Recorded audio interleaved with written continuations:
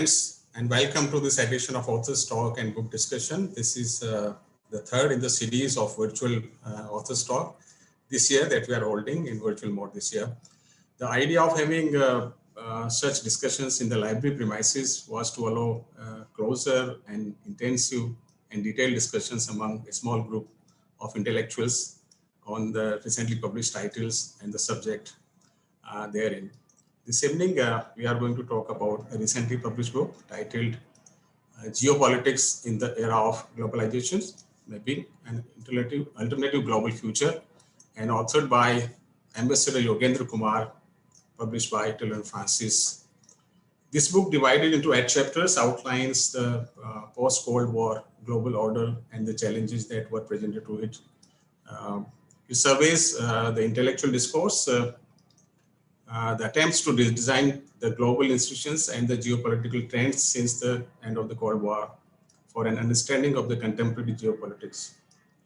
Analyzes the characteristics of the contemporary geopolitics, the seeming interactability of the global challenges, and the ongoing discourse about preventing their further deterioration.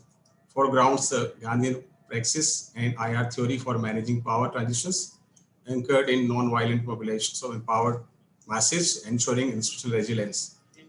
The author proposes an alternative approach based on the Gandhian experience of managing political change towards conflict, geopolitical uncertainties, and institutional effectiveness for securing a better future globally, including South Asia.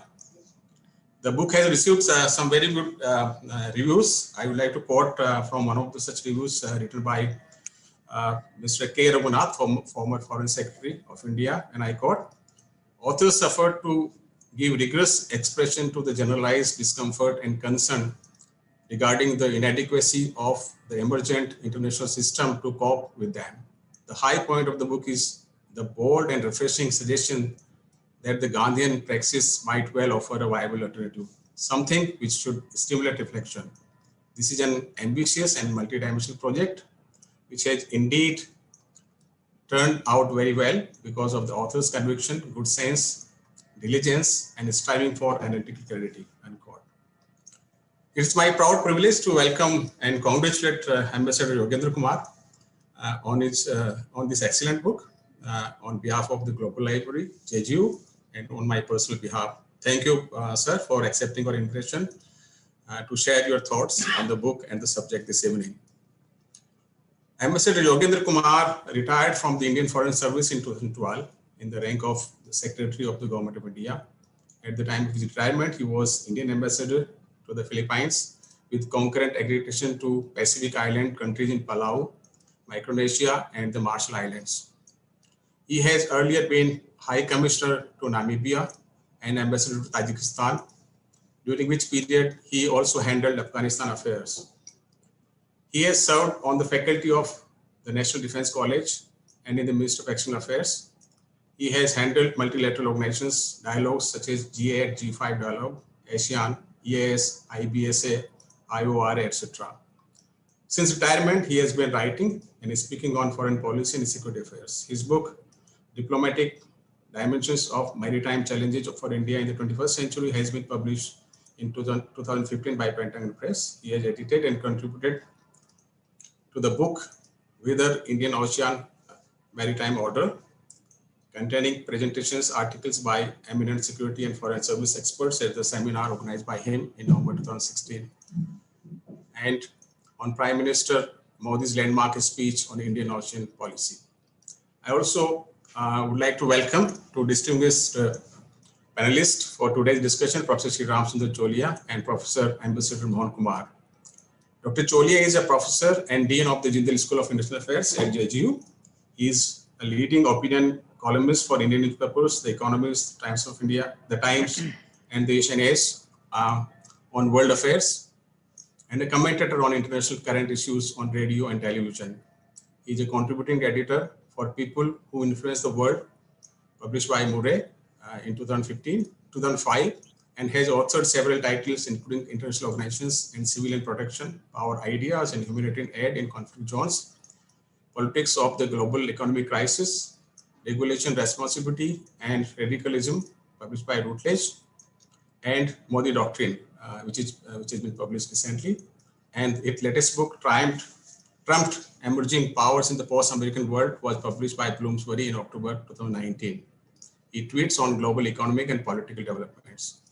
Ambassador Professor Dr. Mohan Kumar is presently the Dean, Office of International Affairs and Global Institute at JGU, and a professor at Jindal School of International Affairs. He has an outstanding career in Indian Foreign Service lasting 36 years, which culminated in his being India's ambassador to France.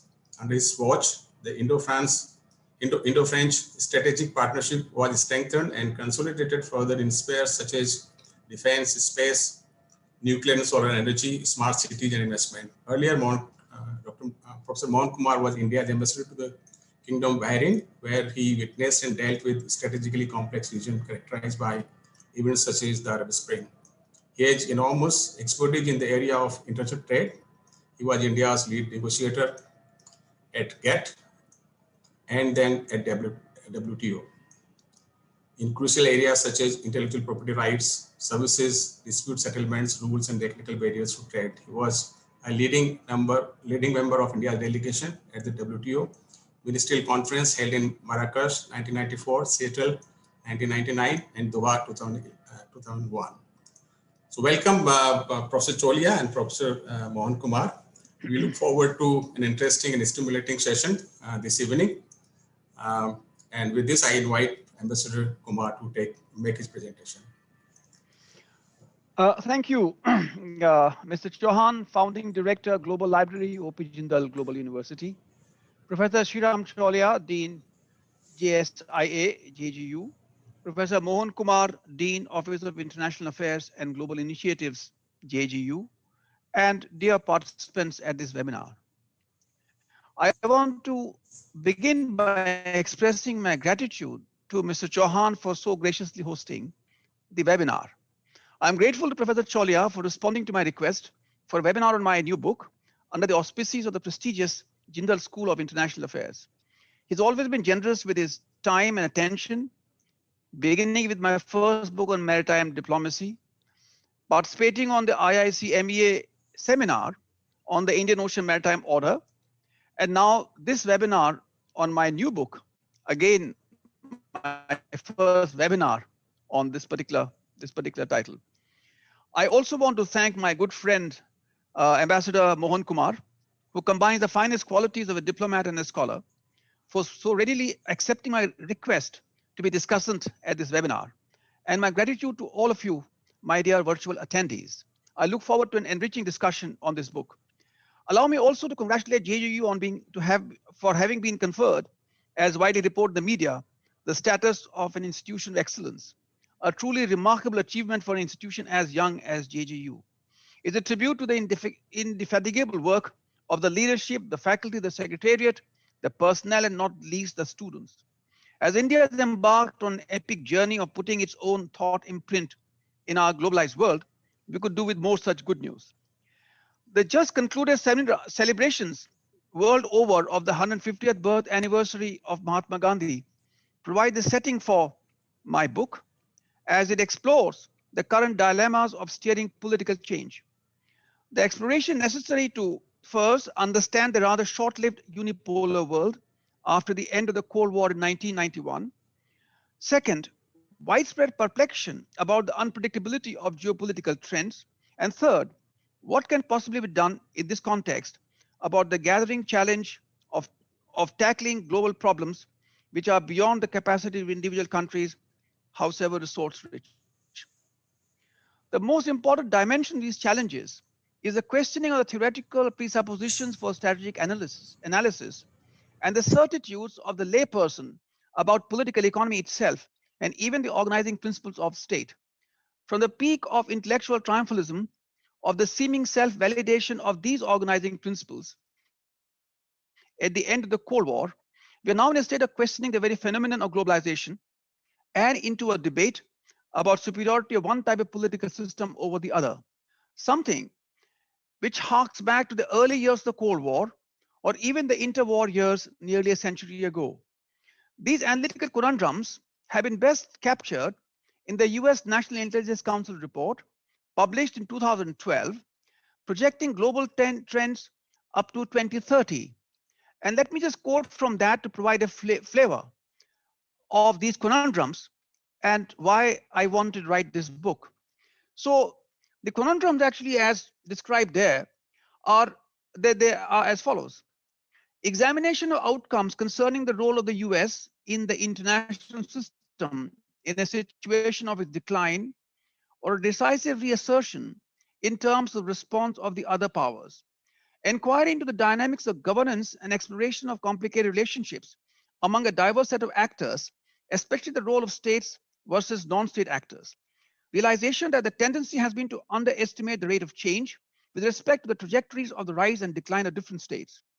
Better exploration of the framework of the relationship between trends, discontinuities, and crises.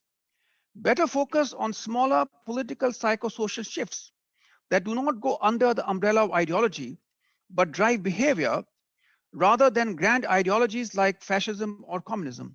And better identification of looming disequilibria. So the paradox cannot be the more telling, considering that the two superpowers, namely the US and the USSR, towards the end phase of the Cold War, had anticipated a certain kind of world which would put their ever increasing tensions behind them to unleash human energy for creativity and universal progress in an environment of peace and stability. Yet the unfolding events triggered by superpower bonhomie went completely beyond their envisaged script, generating a dynamic of constant readjustment by world leaders and national leaders to manage their ramifications. So, what we have today are the widening geographical swathes of instability and the phenomenon of failing states with concomitant interlacing of mutating forms of jihadist terrorism, which confounds every prospect of a stable global order on account of deepening big power distrust, growing dysfunctionality of global organizations, and the inability of any power or a group of powers to create an institutional architecture in its place. According to one study, in another 10 years, half of the world's poor will live in countries that are fragile, which will leading to major impacts on the world as a whole. State fragility remains the key impediment in the consistent policy making and the process of its implementation. Its impact on geopolitical twists and turns have been described in the book. So the growing global disorder does not lend itself to any categorization of a unipolar, bipolar, or multipolar world. Even the ground rules for managing conflict during the Cold War period have disappeared, as the talk of Cold War II is being heard more loudly, and prospect of a hot war between the big powers is not being dismissed anymore, unlike a decade ago. So the current global institutional framework is not commensurate with the challenges and the mega trends, such as youth bulge and unregulated urbanization, forced international migrations and internal displacement, disruptive technologies resulting in greater international strategic competition, and loss of state control over the individual, emerging gray zone and hybrid forms of warfare, the gathering pace of climate change, the frequency of global financial and economic crises, expanding reach of jihadist terrorism, and unregulated weapons of mass destruction, arms trade, and conflation of conventional and strategic weapon systems. As we can see around us, occurrence of a black swan event can lead to unfathomable geopolitical consequences. For a growing power like India, with an expanding international role, but inhabiting a difficult neighborhood, these drivers of geopolitical dynamics are creating for it the necessity for a different set of foreign policy, with the security challenges requiring a relook. As this exploration is undertaken in the book, a running parallel thread is woven into it by juxtaposing the nature of the Gandhian praxis as evident in his steering the political transformation leading to India's independence in 1947.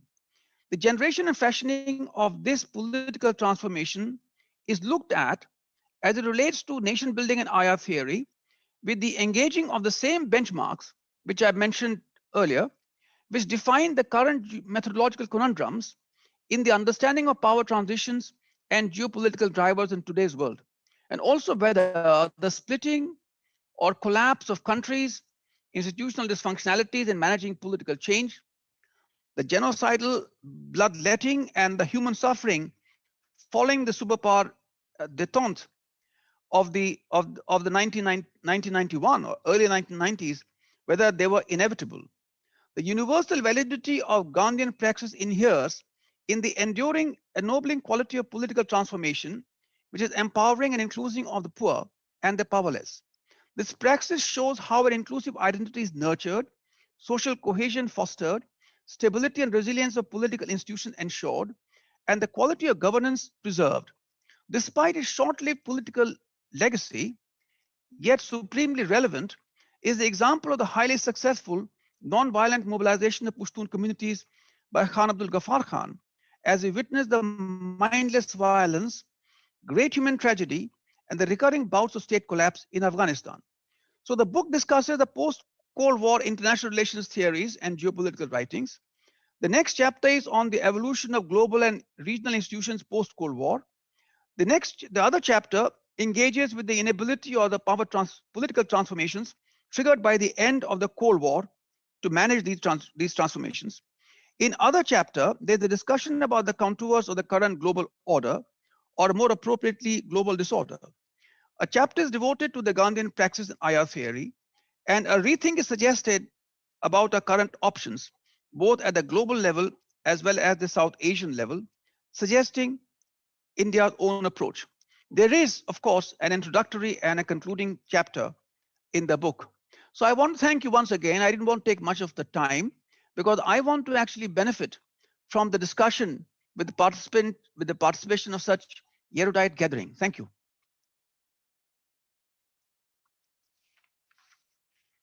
Mike.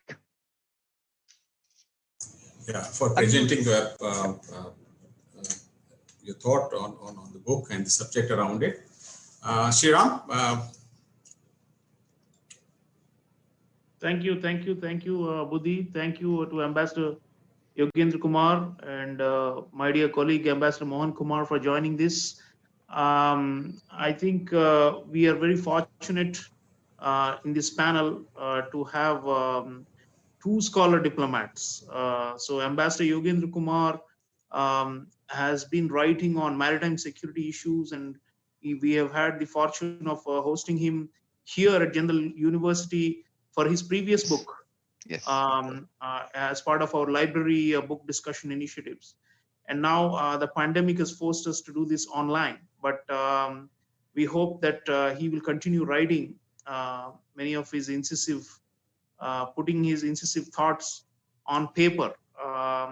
A lot of our senior diplomats, retired diplomats have a wealth of experience, but not everybody ventures out to write deep thinking, books like these. So first of all, my compliments to Ambassador Yogendra Kumar for writing. If we hadn't known if we'd done a blind reading of the book, which I've done, which I've read, of course, not a blind reading, but knowing who the author is. But suppose you did a blind reading, uh, um, uh, like a peer review kind of thing, without knowing who the author was, you would most likely assume that it's somebody who's from academia, not necessarily someone who's retired after decades of practice as a serving diplomat. But that's where I think Ambassador Yogendra Kumar has put in a lot of thought into this, and I think it comes through, in around 200 pages, 195 pages. He has been able to pack in a lot of serious thought about the current predicament we are in, the convergence of multiple crises or disorder, uh, dystrophy. He has a number of evocative phrases in the book, and he has mapped out just some of those for all of us just now. The weakness of global institutions, the increase in violence, warfare, forced displacement, climate crisis, trade war, um, migration issues, and underpinning all these is the absence of rules or the weakening of rules, and the great power competition and great power rivalry. So it is indeed, I think, a very timely work, because the post-Cold War stability, or so-called the liberal hegemony, is over now. And what we now see is a significant decline in the ability and the will of the United States to shepherd the so-called liberal international order. And what we have in its place is not yet clear. In my own book, Trump, I had argued that it was going to be a transfer of rule making and stabilization functions to regions, to individual different regions of the world, under the leadership of prominent emerging powers like India. But I think Ambassador Yogendra Kumar, goes deeper into the internal dynamics of various regions and hotspots, and tries to delve into the societal and socio-political and economic problems that have caused what he calls a state fragility or state failure, or failed states, as the term used to be often used in the Western literature. And what he's saying here is that um, there is merit for one more round of ambitious nation building in almost all parts of the world. Nation building as opposed to simply, state elite level management. So he tries to move away from the state centrism of the traditional international relations. And he says, look inside the societies, and most of the societies, that are the divisions, the polarization, the inequalities, the injustices, and the violence that's emerging out of it. And it's not just Iraq and Afghanistan. I mean, he does a survey of different regions of the world where he has a very strong critical view of the Western liberal project, and of their assumptions of what they wanted to do in these regions and why they failed. Today we are talking about, just last week, the Trump administration decided to withdraw entirely from Somalia, the remaining 700 US forces. The drawdown in Afghanistan is at a rapid clip before Trump leaves office in a few weeks. And same with Iraq, same with Syria. There is now a kind of like,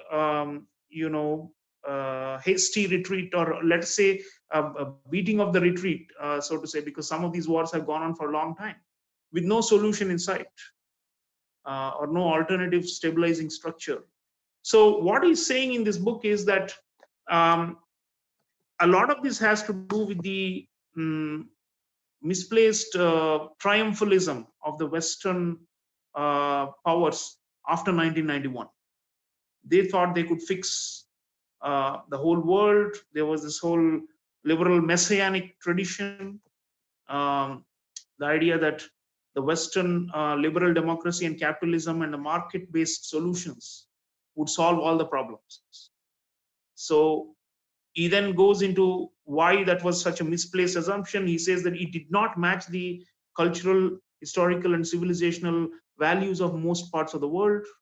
The best example is Iraq, of course, where the George W. Bush administration invaded, occupied, and tried to remake as a kind of a liberal democracy in the Middle East. And today, but then subsequently we had ISIS, and today there is so much contestation and frustration that this nation could not be rebuilt.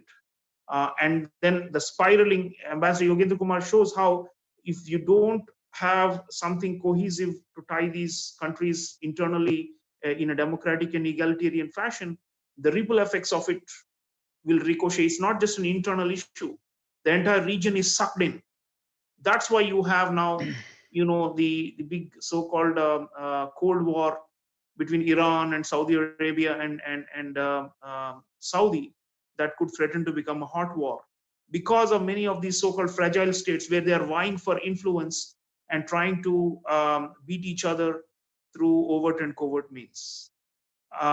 Then I think the other point that caught my attention in the book was Ambassador Yogendra Kumar was saying that we need a lot of focus on political parties and how political parties and party formation, party development in these fragile countries is often missing, because often what you have are authoritarian or semi-authoritarian um, leadership forms and state elites that have been created and are being perpetuated without enough institutionalization which can take along the broader society with them. And that's when you have these rebellions against the regimes, and then the outside powers intervening, and then you have a crisis like Syria, for example, or the Democratic Republic of Congo, for example, or like Myanmar, for example. So what he's saying is that party systems, and this is, I think, a very valid point. Even comparative politics literature bears it out, that to create stable transitions or transformations, you need strong party systems, opposition, and representing different class and other ethnic identities, but also cross-cutting ones. Sometimes you have parties, but they are all totally polarized on ethnic lines in many of these countries. And then the outside powers, because of their geopolitical rivalries, try to take one side against the other, and then it becomes vicious. The point about Gandhi and Padshah Khan, that's of course the central thread of the book. And this is where he's trying to say that if we have to rebuild the social fabrics, and if we have to make them more democratic and inclusive, and less prone to destabilization or outside intervention and violent forms of expression, then you should study some successful examples. So in a way, he's a very the title itself says alternative global future. So it's obviously he's trying to, it's a moralistic work also, and he's trying to say this is how we should change the world, country by country, fragile state by fragile state. But on the other hand, he's also saying this is not purely like a dream, but something that's already been accomplished in this country, in India, when we transition from British colonial rule to stable democracy. And that transition, he says, is largely owes to the Gandhian values and Gandhian ideation, which is very different from the Western liberalism. And what he's saying is it was not based on the idea of dividing or conflict between both liberalism and Marxism, which are the main Western theories, along with realism. All of them assume there's a lot of fundamental conflict, and that these can be, and then in societies there will be divisions, and we need, if we impose capitalism or if we create elections, then these problems will be solved. What Ambassador Yogendra Kumar is saying in the book is actually we didn't have our first election until 1952. Why was that? Why did we take 5 years after independence before we had a general election? That's because many of these things had to fall in place. And this, unfortunately, Mahatma himself was assassinated in 1948, but it was his vision of creating a harmonious society and an equitable and a just society. And then to also ensure that the Congress party at the time, at points in the book, he mentions how it could have become a vehicle for authoritarianism. But because Gandhi was there, at least until the 40s, he had so much influence on it until almost the independence. I think he had his dominance over the party and the hold over it had reduced somewhat as we got closer to 1947.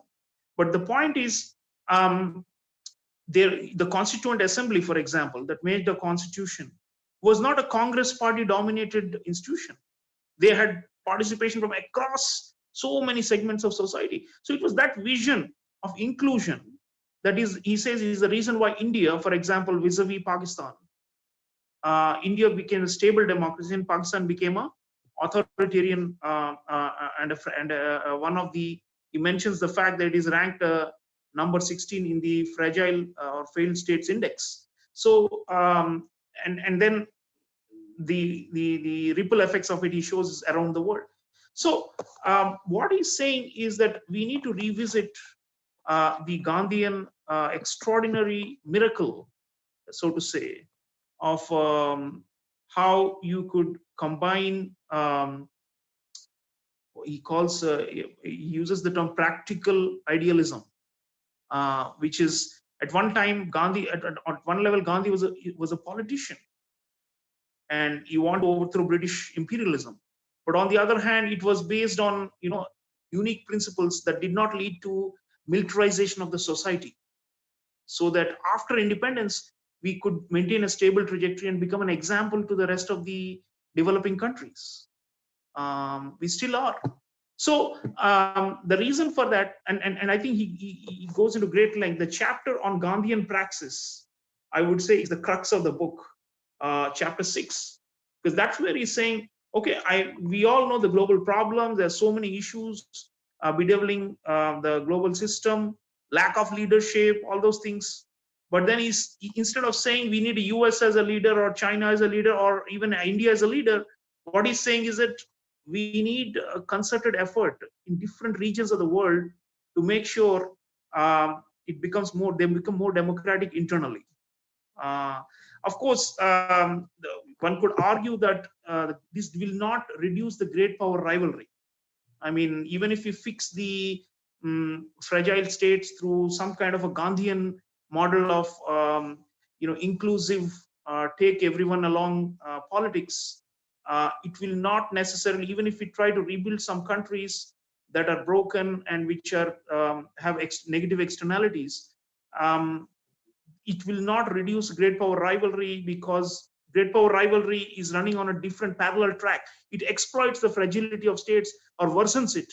But then the China-US track, for example, does not get as much attention in the book as it should, because that he does mention at one point that maybe it will degenerate into another Cold War like situation where each side will finance and arm different groups in these fragile countries. So far, there is a contest, but we don't see that kind of proxy wars yet between China and the US. We see proxy wars involving the US and Russia, especially in the Middle East, places like Libya and Yemen. But we have not seen that yet in Africa, where there is Chinese influence, there's Western influence and others, but it is not yet degenerated into proxy wars. But to avoid that, obviously, you need to strengthen these countries. There's no question about it, and strengthen and consolidate their social cohesion and all that. That's important. That's the main message of the book. But then what happens to the great power rivalry in itself? Can we transform the great powers themselves and internally alter their identities as nation states? That's the key. And at one point, he does talk about the internal, churning in the US, and how the especially the last 4 years have been very, very contentious, heated, almost almost as if it was a prelude to a civil war on race and class grounds. But the big question is, will China transform? And that I didn't see that in the book. And because if the other great power continues to maintain what Ambassador Yogendra Kumar himself admits is a highly aggressive and militaristic approach to the world, which it's been doing lately, that will elicit an opposite reaction from the other powers, right? I mean, that's something inevitable. And so the realpolitik element of great power rivalry is something that exists in the book. It talks about it, but how do we make them alter this kind of throwing their weight around, pressurizing smaller countries, being bossy, being exploitative? I mean, look at what the Chinese have done in a country like Myanmar, for example. I mean, almost the entire forest wealth of Myanmar has been stripped bare, and the logging has been so massive that Myanmar is completely denuded because of Chinese exploitation of its minerals. So, how would and China, the authoritarianism is very strong, and the authoritarianism seems to be almost of a Mao era, redux of Mao Zedong. So how can the Gandhian praxis even apply in a country which is going on the Maoist or neo-Maoist track? I think that's a central question, because and if that doesn't transform, how can we transform the world order? So I think the big puzzle, and increasingly, I mean, rightfully, he has focused more on the Western shenanigans, because after 1991 they were in charge. The US especially was in charge, and much of the fruits or the outcomes, the horrific outcomes we are seeing today of global disorder, can be attributed to Western mistakes and hubris. But increasingly, with the Chinese coming forward, the most of the more destabilization and more disorganization and disorder is likely to spread due to Chinese actions. For example, 49 countries, publicly at least known, in the developing world, have received Chinese surveillance technology and training. So we're talking about, mass coercion and surveillance domestically in these societies, being enabled by Chinese exports and Chinese foreign policy. Likewise, with climate change, China's, coal-based power plants, although China has made a commitment to cut these down, it continues to manufacture and export these in the name of economic development around the world. Chinese companies build most of the coal-fired power plants around the world, even now, in open defiance of the climate change regime, and which is going to worsen the environmental catastrophe that is already underway. So that element, I would have liked to see more on that. Perhaps we should observe the Chinese behavior in a more longer term horizon over the next 5-10 years, and see whether they will moderate themselves. But right now, it doesn't look like that's the way. And the problem with the realist paradigm, which is still quite dominant, and in fact is coming back in a big way due to the geopolitics and all that, is that for every action there is the opposite reaction. So I think that the genesis for change should come from China, and that this is something that whether we can even accomplish this, and whether Chinese people can accomplish this, great civilization, great history, but unfortunately saddled for last decade, especially with a very totalitarian regime. So can Chinese people come up with something on their own? Can the outside world encourage change inside China? Ambassador Yogendra Kumar is talking about encouraging change in fragile states, but China is a kind of over centralized and strong state, and a unitary state. So, and it does not brook any interference in its internal affairs whatsoever, and crushes dissent. So I think that's the missing puzzle. But otherwise, the point is, if you take the larger global picture, not just in Asia or our Indo-Pacific, then I think this will apply to a country like Venezuela. This should apply to a country like Belarus. This should apply to a country like Thailand, where people are, back on the streets fighting for justice and to have a fair share, and to overthrow decades of elite military and monarchical rule. So there is plenty in here for people who are worried about chaos or anarchy in the present times. And I think he wrote the manuscript before the pandemic, so the pandemic has not yet figured into the work.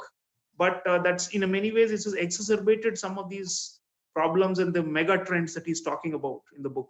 So please read this. A lot of food for thought, and I think it should be added to a growing list of titles which present a distinct Indian perspective on the world. We do lack those. We are often still caught in the trap of regurgitating the Western knowledge. And it's fantastic that retired diplomat Ambassador Yogendra Kumar could take out time to write something longer than an opinion piece, much longer, and which could then, influence thinking about nation building and about post-conflict societies, about transitions, transformation. So I do recommend it, and I hope that it will be read widely. And thank you, Ambassador, for doing this. Thank you so much. Thank you, Buddhi. Thank you, Professor Cholia. I think there are a lot of ways to go forward in the same Gandhi's praxis theme, and maybe a lot of research is required. Maybe some more experiences have to be gathered, globally. So thank you, Sriram. Professor Mohan Kumar. Thank you very much. I want to begin by congratulating my senior colleague, Ambassador Yogendra Kumar. I thought it was a masterly tour d'horizon of the landscape as it obtains today. And I completely agree with Professor Sriram Cholia. I too felt that this was from an academic. I certainly had that feeling, especially in the first 3 chapters, when you talk at length about liberal school and the realistic school or the realism school. I really got the feeling. And so that is perfect, because one of the points that you make is the inadequacy of international relations literature in India. That is a central point in your first chapter. So I'm happy because your book, I sincerely believe, will go some distance in reducing that deficit. So I think Professor Sriram Cholia has done such a wonderful job, and it's such a detailed reaction to your book. So Yogi, if you allow me, what I am going to do is to give you the specific points in your book that struck me, and I want to pose some questions to you so that you can then wind up. So the first comment is the inadequacy of regional global institutions, the mistrust between US and Russia. My question is, I think the United States misread and misled Russia on NATO expansion. I genuinely believe that. And I'm saying it after reading a book called Back Channel by William Burns. And William Burns, it's only so much William Burns can say, even though he's retired. But he makes the point that actually it is possible we may have, James Baker specifically, may have misled Russia on NATO expansion. I wanted your view on it because you've served in that part of the world. So I'm interested in your reaction to that. Second, it worries the hell out of me that you say in your book that in 2030, half the world is going to live in states fragile. So you devote considerable space to state fragility and state collapse. Now, to think that half the world in 2030 will live in states that are fragile is bad news, because we are going to have things like pandemic, climate change, cybersecurity, all of which will require state cooperation. So just taking your argument a little bit further, don't you think this is catastrophic if your prediction is true? And by the way, I think it is true. So you're quite right in saying that. But then what happens to issues like pandemic cooperation, climate change cooperation, cybersecurity cooperation, terrorism cooperation, anti-terrorism, all of which will go for a 6, because half the states, as you rightly say, will not be in a position to cooperate because the states are fragile. The other point that you make so well is the Gandhian approach of structuring an ideal nation, I'm quoting, as a constituent unit of the global order. This is an excellent point that you make. My only question, just as Professor Sriram Cholia said, my question to you also would be, how do you apply Gandhian philosophy to Taliban, specifically in Afghanistan? I would be very interested in knowing your reaction. Or do you think it will just be an exception to the rule and you only apply it where possible? So that is the other question I have. You are again saying South Asia, geopolitics in the world. One of the last things that you say in the concluding part, geopolitics in the world and in South Asia is poised in a slender balance. So this slender balance, don't you think this is being upset by China's recent actions, particularly in Asia. I wanted your reaction. As it is, you say it is a slender balance, and I couldn't agree more. But don't you think China's disruptive actions are even more, shall we say, deleterious in terms of impact? And my last question really is this possibility of an alliance between China and Russia. You know, one of the things that India has never faced since independence is we have never had the two giants together. We've always had one or the other. And during the 1971 Bangladesh war, obviously, Russia and China had a fallout. And that was one of the main reasons why we were able to swing it. Are we facing a regional landscape which is going to be fundamentally different? Because even with the advent of Biden, I don't see US-Russia détente anytime soon. So if that is correct, and if that premise is correct, then I don't think the Russians love it.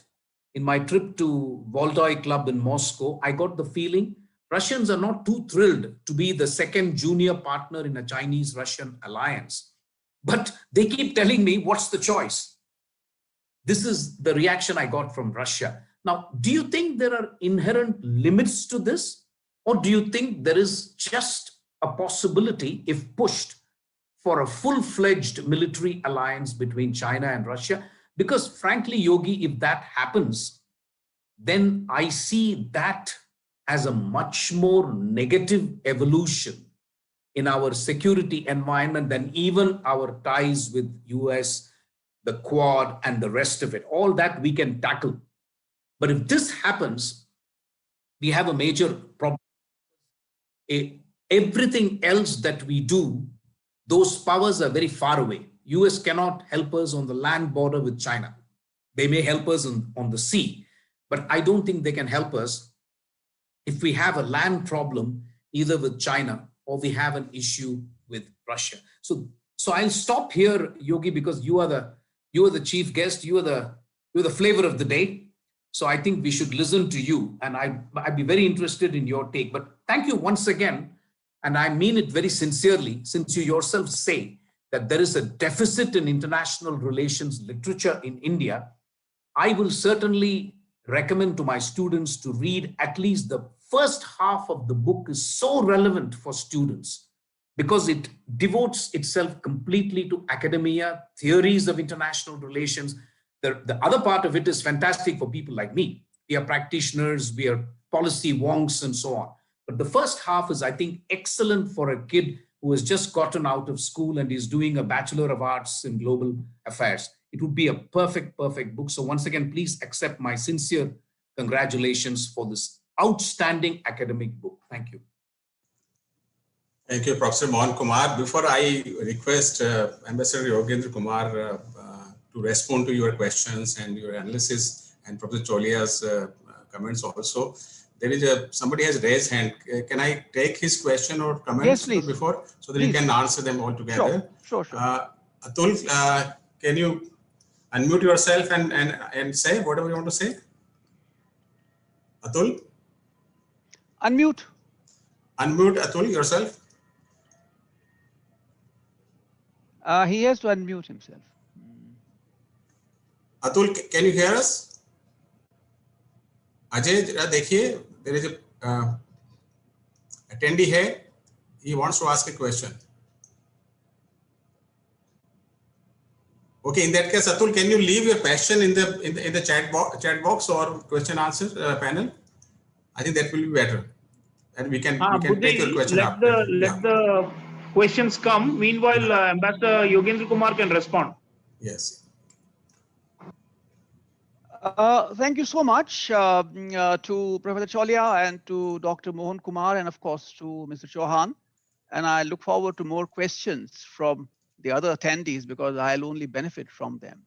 So before I answer the questions which have been posed before me or the posers before me, let me just mention to my good friend Mohan that please recommend my entire book to your students because Actually, my idea really in writing the subsequent chapters, which you think are actually the policy wonks, is really to generate a larger debate. Because when we discuss about paradigms and structures, then I think everybody needs to think a little bit more about that. The reason why I say that, and that partly also what Professor Chawla has said, is that when you look at, let's say, the Arab Spring, for example, when you look at these protests in different places, if you look at the structure of these protests, you find how they're going to end up. They are normally fronts. They are normally comprising individual agendas. They come together on one limited issue. At that time, let us say it's to overthrow Mubarak or whoever. And then the agendas begin to diverge. They diversify. They start canceling each other out, resulting, and that touches upon the current discourse that's going on, resulting in either further instability. I mean, we can talk about Iraq, for example, or Syria for that matter, or Afghanistan, or to chaos. So that is why whenever these authoritarian regimes are faced with such protests, they say that, listen, if you follow what these people are suggesting, you'll find them surely a little afterwards tearing each other apart and leading to chaos and collapse.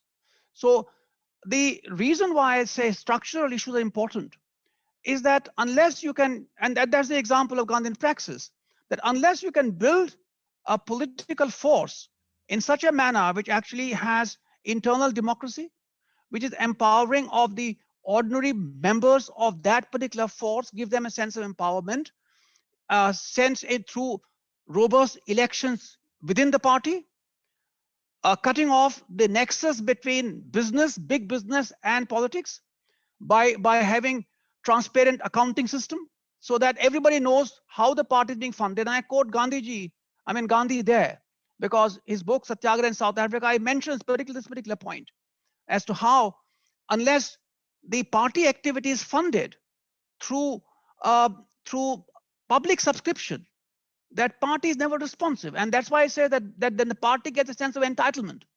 And that is how, in fact, forgetting about what Gandhi's doctrines are, the way he built up the Congress party was along those lines, because of which the values which actually he was able to inculcate in the party, these values were such that even when Gandhiji actually, let's say, he was instrumental in getting Nehru appointed as the leader of the President Congress party and then the future prime minister, Sardar Patel did not, I mean, even though he's the most powerful man in the party, he did not split the party.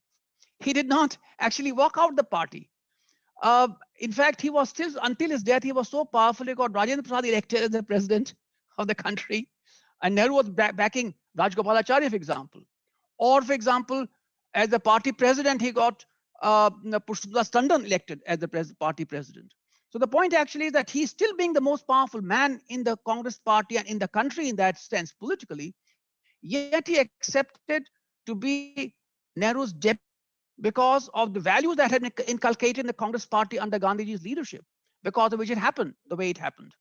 In fact, I mean, there's a whole lot of sort of background to it, but the long and short is that because of the fact that the party cohesion was not lost, because the fact that a person with weak political base became the head of the party and head of the government, it actually did not lead to the party's collapse. It did not lead to the collapse of the state.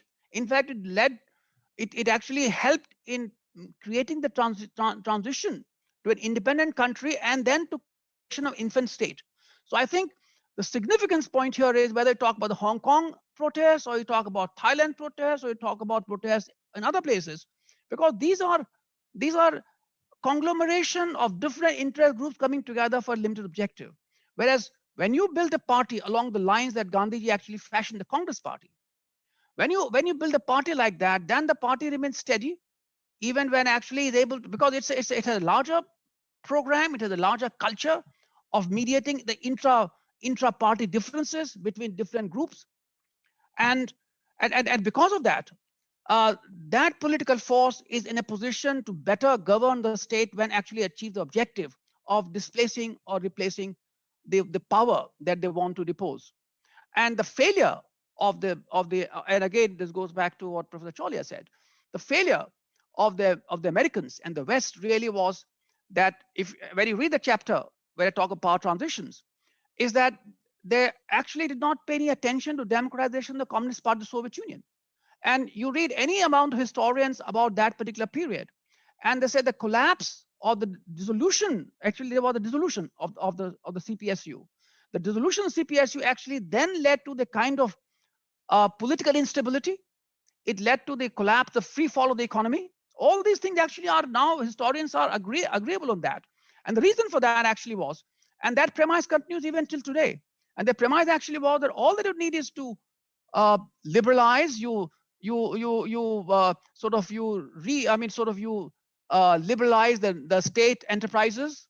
All that you need to do is just have elections to the parliament, and then the democracy flourishes. But actually, when you are maneuvering or steering this kind of political transformation, which is a huge transformation, you find then these kind of different interest groups start clashing with each other. Whereas if you have a party which is internally resilient and democratic, and along the principle that Gandhiji actually fashioned the Congress Party, in that case, whatever these differences are, these differences get mediated in a very particularly democratic and inclusive manner. Also, such a party maintains a very close link with the communities from where the party members come. So the result of that is that you find that happening in the Soviet Union, because of which when the states began to collapse, Soviet Union began to collapse, you had the overlapping Russian communities, different parts of the former Soviet Union. And then the anxieties began as to how their interests were protected, because in an authoritarian system, these things are suppressed, but still there's a culture of coexistence or cohabitation. So once these states began to collapse, then the issue, of course, is while these new leaders or even the old leaders who survived to lead the independent countries in the former Soviet Union, as they're trying to consolidate politically the newly born country, there is also the pressure from Russia to see that the Russian diaspora in that particular country, the new country, actually is interest protected. And that is how it leads to a superpower or the big power distrust. The Russian US differences began actually over Yugoslavia. Again, in the case of Yugoslavia, because of the fact that under the World Bank pressure, they applied something equivalent to the Washington Consensus. So the Yugoslav economy began to collapse. And at that time, they allowed the League of Communists of Yugoslavia to actually dissolve, and leading to all kinds of these kind of forces coming up, and they got encouraged. And because of that, you find the problem which today are being faced in the Balkans. You find the same problem being faced in the former Soviet Union.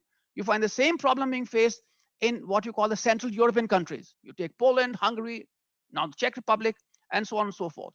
So these actually are problems of political transformation.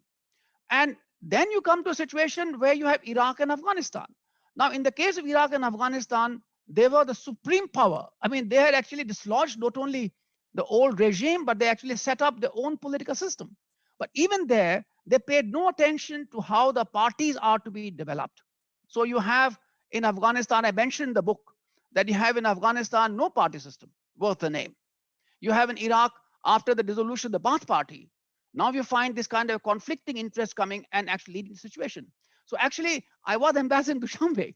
So when the American army was in Afghanistan and Iraq, the Iranians actually wanted to have a deal with them, to discuss everything on the table with them. And the Americans spurned that. And now you find that with the collapse of the American project in Afghanistan and Iraq, what you have is now that Iran actually has emerged a much more powerful country. It's of course very large in population terms. It also has, so now actually in a way, Iran has become the larger issue in the Middle East. This happened because of the faulty kind of approach adopted by these countries, because of, as I said, the ideological blind spot that they have. Now, coming to the question that Professor Chaulia raised, in fact, maybe one or two other points that you had mentioned. So let me just pick up some of these. Now,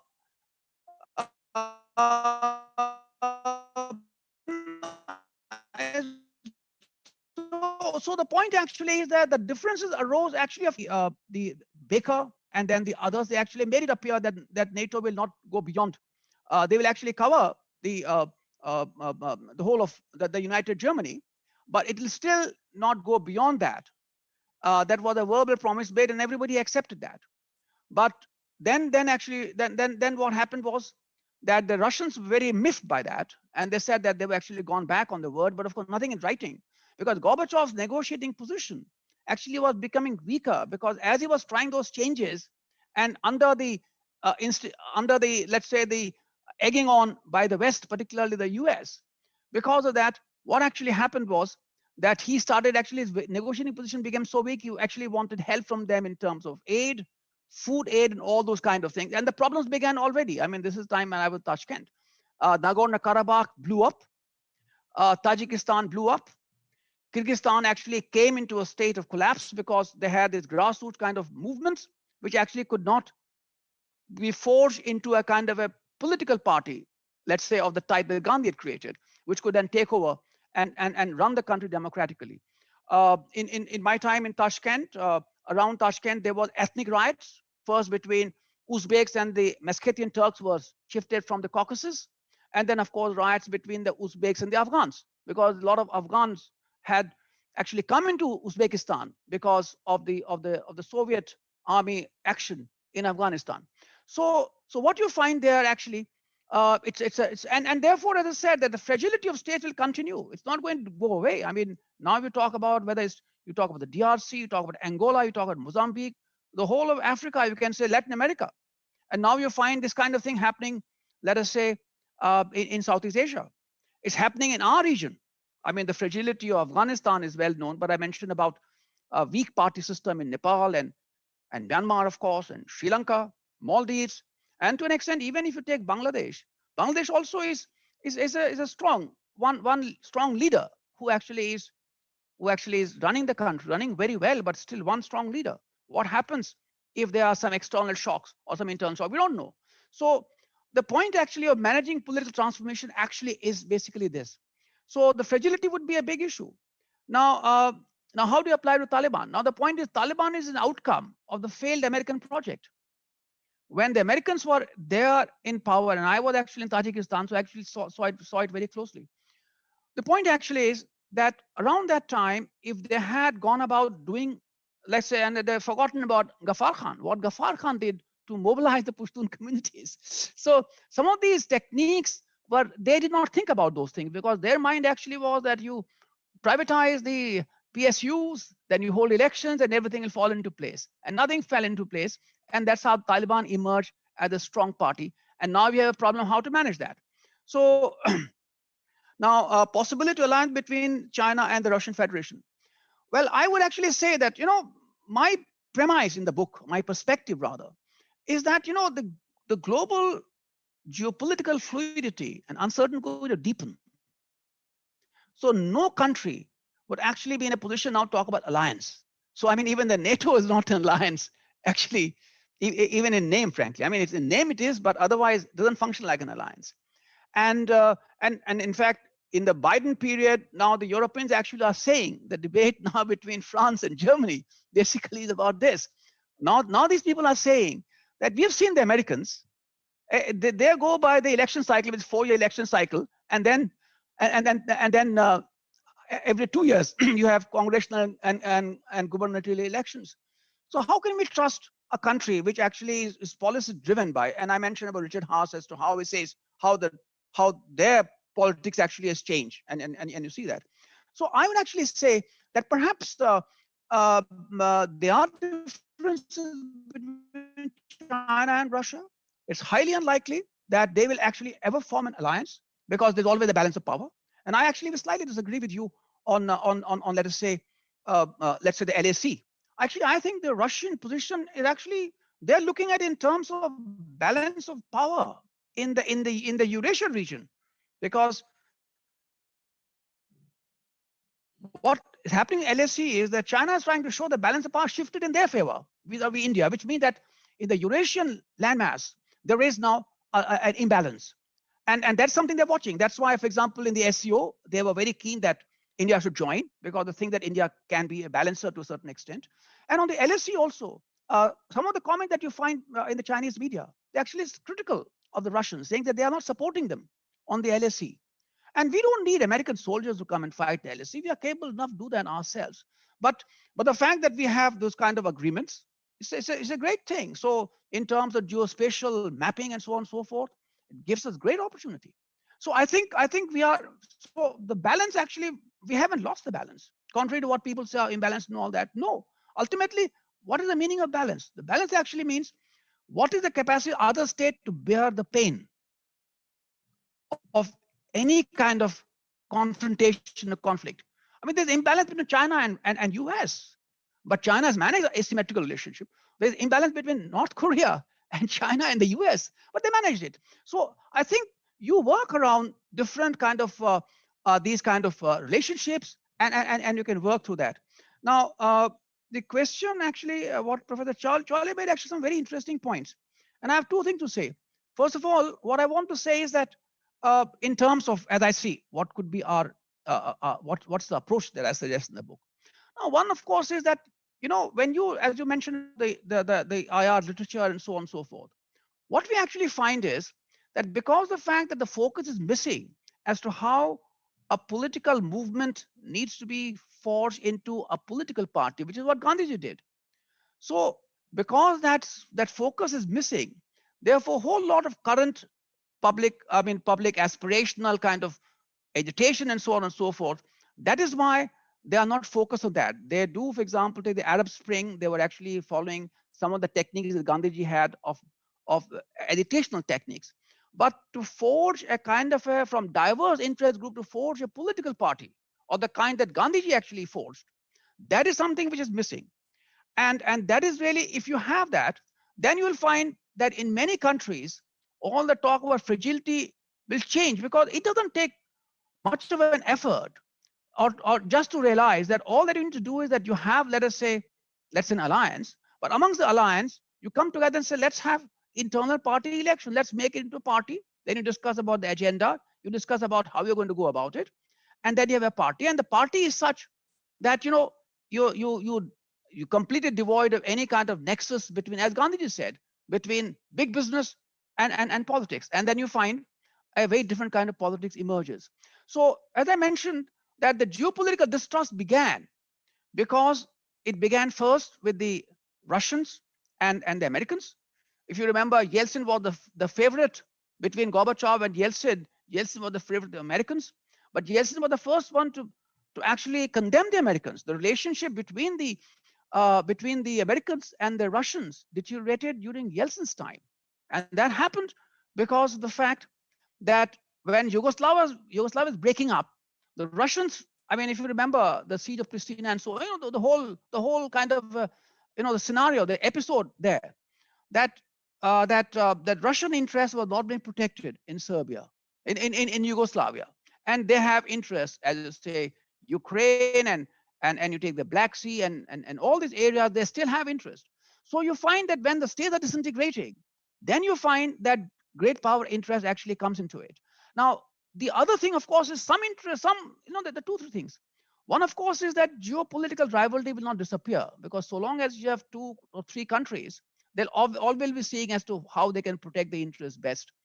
But what actually I would say is that the opportunity for this kind of instability resulting from geopolitical rivalry, that can be reduced considerably if we actually follow, as I said, the basic idea of actually having a robust party system wherever any kind of political transformation is to be generated. And that's something that we need to look at very closely.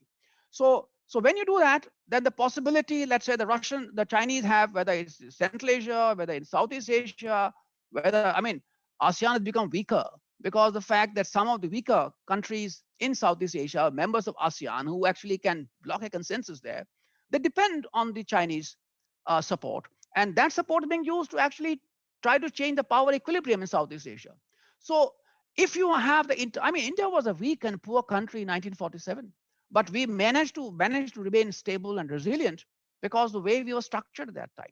So I would actually say that you can diminish and reduce that kind of, let us say, instability arising from geopolitical rivalry considerably if, let us say, the focus of the popular discourse, the focus of the program of various, let's say, the World Bank and the IMF and so on, so many lending organizations, and also some of the big countries, European countries, US countries for that matter, or India.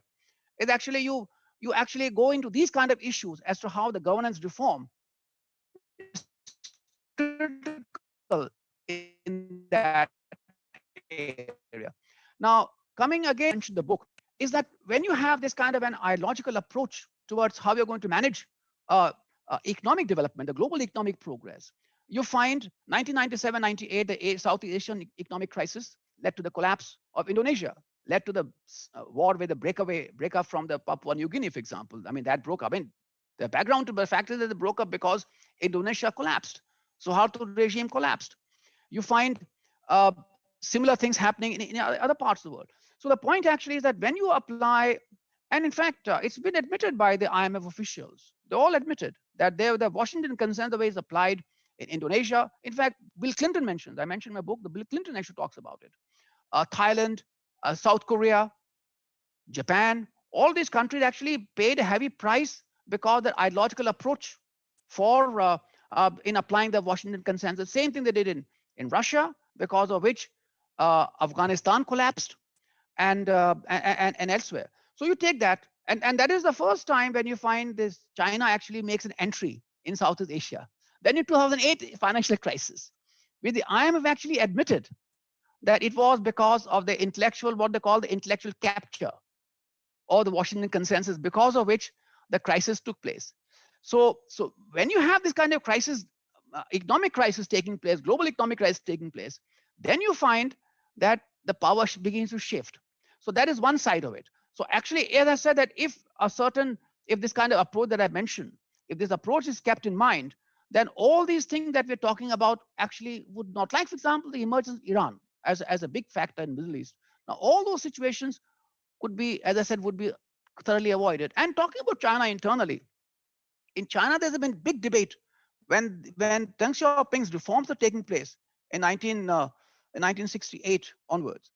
So the issue actually was how they're going to do that. So they're watching perestroika, for example, how the perestroika was taking place. They're watching what's happening in Hungary, in terms of agrarian reforms, what kind of reform they can carry out. And then when perestroika was taking place, Gorbachev actually visited China. When the Tiananmen Square, those students had all gathered. Through that, he actually met Deng Xiaoping. Now, obviously, because of the failure of the project of reform and transformation in Russia, the Chinese drew a different conclusion. And the conclusion actually was that we don't want a Gorbachev in our country. And that is because if the reform, so what I'm trying to say is that even today, when the debate goes on in China as to what kind of political system, what kind of political reform they should have, they pick up perestroika as a negative example. So what I'm saying is that actually, if this kind of a situation had been avoided, in that case, you would not find, even in China's case, there would be a certain degree of political reform of the kind which actually we think that would be less authoritarian. Completely not by the matter. But the fact of the matter is that large amount of the problem that I mentioned, they actually happen because of the fact that it is because the ideological blind spots, the kind of intellectual triumphalism on the part of the US and Europe, because of which all these consequences today you follow are actually being followed like that. Furthermore, I would actually even say that uh, the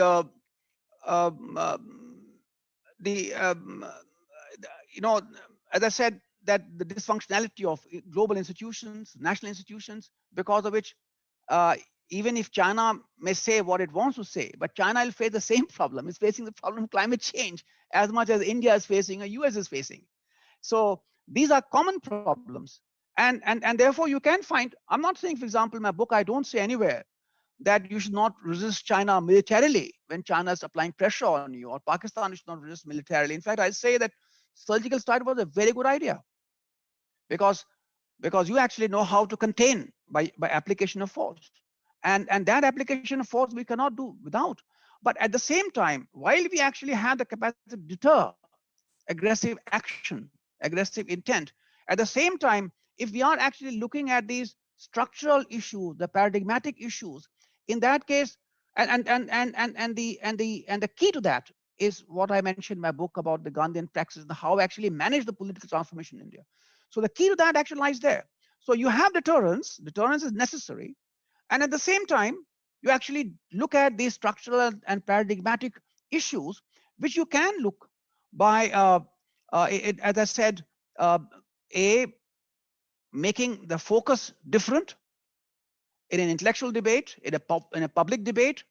The lending programs of these countries, I mean, for example, why is China's influence growing so much? Because it's the country which are fragile economically and politically. They know that they'll get money from them much more easily because they have geopolitical interests from the West. On the IMF and the World Bank, they may not be able to get the money. So what you actually have is that this kind of a situation where the Chinese influence grows like that.